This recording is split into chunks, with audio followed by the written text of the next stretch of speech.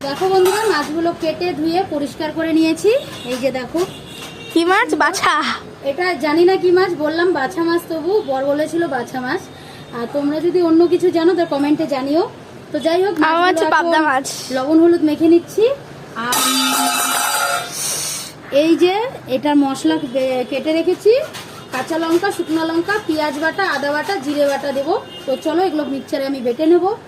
হয়ে গেছে, এক এক করে মাছগুলো ছেড়ে দিচ্ছি। মাছগুলো বন্ধুরা এত ফুটছে, ভিডিও করার ক্ষমতাই হচ্ছে না আমার। মনে হচ্ছে হেলমেট পরে আমাকে ভিডিও বানাতে হবে, উল্টাতেই ভয় লাগছে। যাই হোক, উল্টেই নি মাছটা। বন্ধুরা ভিডিও করতে করতে আমার করো। এই যে বন্ধুরা দেখো, ঘেমে ছেমে একাকার। দেখো আমার শরীরের অবস্থা, মুখের অবস্থা দেখো, এত ঘেমে গেছি। এই যে এখন রান্না করছি, এখন রান্না স্পেশালি এই যে ফ্যাসা মাছ রান্না করছি। ফ্যাসা, কারা কারা ফ্যাসা মাছ খাও?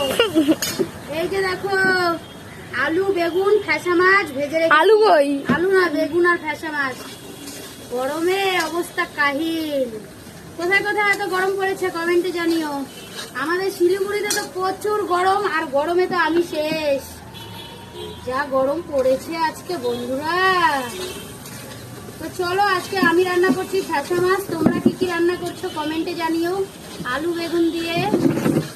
চলো টাটা।